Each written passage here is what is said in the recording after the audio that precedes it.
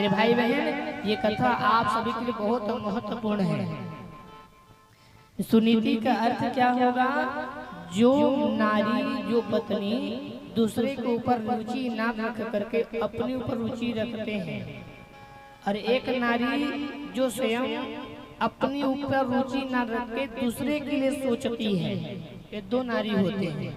पहला है सुनीति। सुनीति का अर्थ ये है, सुनीति माँ वो है जो अपने ऊपर रुचि ना रखते हुए अपने परिवार के ऊपर देखभाल करती है ताकि मेरे परिवार बन जाए, ये सुनीति का अर्थ है। और सुनीति जैसे पत्नी जब आ जाए तो घर बन जाता है। सुंदर नीति वाली, परिवार को समझने वाली, नीति करने वाली पत्नी है सुनीति। एक दिन हुआ क्या, राजा उत्तानपाद अपने पूजा स्थान में बैठे हुए थे और आंख में आंसू भर करके रो रहे थे। सुनीति गए और सुनीति जाकर के देखे राजा के आंख में आंसू। राजा से कहा, राजन आप आके आंख में आंसू है, आप क्यों रो रहे हैं? क्या हुआ है? आप क्यों रो रहे हैं?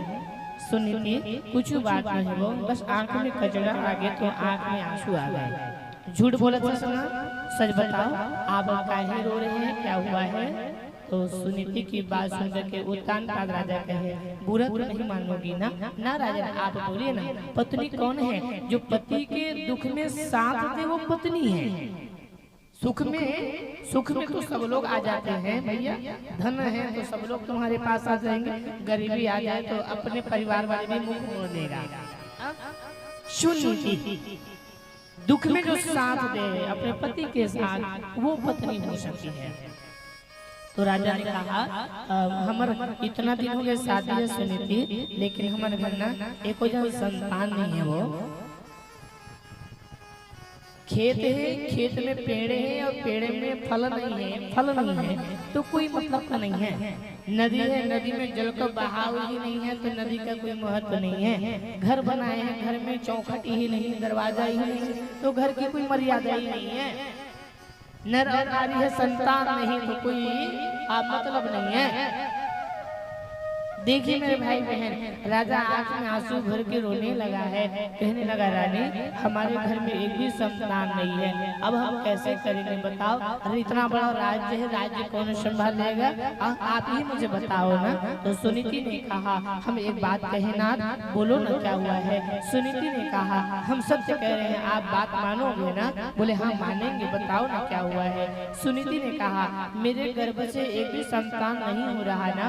बोले हाँ, तो एक काम कीजिए, आप दूसरा विवाह कर लो।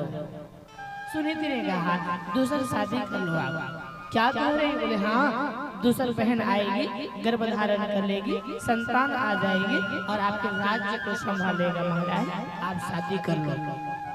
मैं नहीं चाहूँ कि मोर करना आपके पूरा वंशज खत्म हो जाए। मैं चाहता हूँ कोई ना कोई जो दीपक जलाने वाला ये संतान घर में आ जाए तो बिहाव कर ले। महाराज राजा कहे, सुनीति आज बात बोली हो तो बोली हो, फिर कभी ये बात मत बोलना। हाँ, एक नारी के रहते दूसरे रानी में कैसे घर पर लाऊं? कैसे संभव होगा?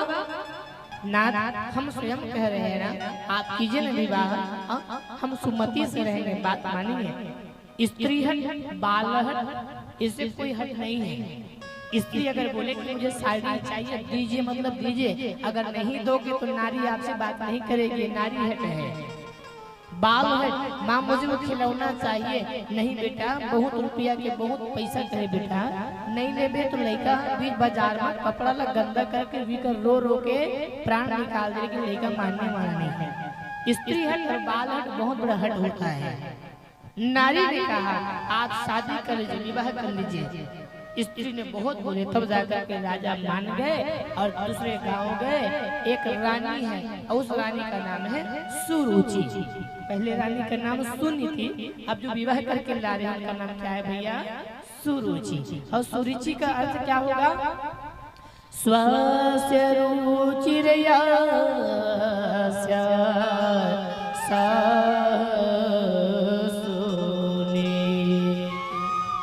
स्वस्य रुचिर्यस्य सह सुरुचि। सुरुचि कौन? जो जो अपने ऊपर रुचि रखता है वो सुरुचि है, और जो दूसरे के काम बनाने के लिए सोचती है वो कौन है? सुनीति है। अब बारात लेकर के जैसे गए, राजा और रानी को लेकर के घर आ रहे हैं, पहले तो गाड़ी बैला में बैठे तो माताएं डोला परचम का काम करती थी, लाई छिटते थे, आशीर्वाद देते थे। तो दुल्हन ये सुरुचि गाड़ी में बैठे रहे भाई, और गाड़ी में चादर ढके रहे बैलगाड़ी में, और राजा रानी बैठे हैं और सभी माताएं आशीर्वाद दे रहे हैं, घूम घूम करके लाई छिड़क रहे हैं बैलगाड़ी के पास। बहू आगे ले जाना है घर में, सुरुचि चादर ढके रहे, माँ चादर लग उठाए और उठा करके देखे तो पीला साड़ी में कोई महिला खड़े, कोई स्त्री खड़े हैं। राजा से कहे, राजा ये पीला साड़ी में जो खड़े हैं वो कौन है आपके? राजा ने कहा ये मेरी मामी है। अच्छा, राजा पहले रानी है, बताई ही नहीं थे, और ये रानी पूछ रही वो कौन है? रानी चलो ना घर चलते, बताओ ना, चलना नहीं, मुझे जानना है, मुझे बताओ वो मखमल की साड़ी पहनी वो कौन है? राजा ने कहा वो मेरी पहली रानी है और नाम उनके सुनीति है, और उन्हीं के बोलने पर मैं तुम्हें यहाँ लेकर के आया हूँ। सुरुचि कहे, राजन आप एक पत्नी के रहते हमें लेकर के आए हो, हम नहीं जाएंगे। अरे ना ना, उन्हीं ने तो कहा कि विवाह कर लो, हम उनकी ही बातों को मान करके हम विवाह किए, हम किसी से झूठ नहीं बोले हैं, चलिए ना घर। रानी ने कहा हम नहीं जाएंगे। तो कैसे जाओगी? आपको एक बात मानना होगा। बोले कौन सी बात? जाइए उस पत्नी के पास और कहिए कि जितने भी मटमैला कपड़ा घर में होंगे, पुराना साड़ी होंगे, बोले हाँ उसे पहन लेंगे, और ये सोने का आभूषण जो पहनी है, मखमल की साड़ी पहनी है, ये साड़ी छोड़ देगी और मटमैला साड़ी पहन करके आएगी। राजा ने कहा जिसके कारण मैं तुम्हें लेकर के यहाँ आया हूँ, आज उन्हीं को बोलती हो कि तुम मटमैला साड़ी पहनने के लिए बोलो ना। सुरुचि ऐसे ना करो, अगर नहीं जाओगे तो यहीं से गाड़ी वापस चली जाएगी, हम घर चले जाएंगे, हम आपके घर नहीं जाएंगे, बात मान लो। राजा फंस गए, अब यहाँ के हुए ना वहाँ के हो गए। राजा गए और रानी मखमल की साड़ी पहनी कलश लेकर के खड़ी है, और जाकर के राजा खड़े हुए। माँ ने सुनीति ने कहा, राजन आप कैसे अकेले आए हैं? बहन कहाँ है हमारी? बोलते बहन बोलते से वो कहा हो राजा, आँखी में आंसू तो हाँ, वो कुछ बात बोले हैं। बोल राजा क्या बात बोले हैं? वो बोले हैं कि ते हम मखमल की साड़ी ला छोड़ और मटमैला साड़ी ला पहन के ते चौखट पर खड़े हो जा। राजन छोटे से बात पर अति के रोवा था, अगर मोर मखमल की साड़ी छोड़े से, मटमैला साड़ी पहन के आए से, अगर मोर बहनी घर में आना चाहते राजन तो मोला ये मंजूर है। काबर घर में संतान हो ही ना तो राज संभाली ना। देखिए ये सूत्र लेकर के बैठी है, संतान।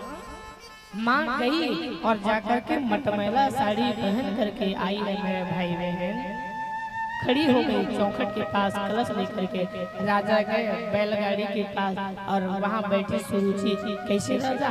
रानी मटमैला साड़ी पहनने के लिए? बोले हाँ पहन ली है। देखे तो मटमैला साड़ी पहन करके, पुराना साड़ी पहन करके खड़ी है।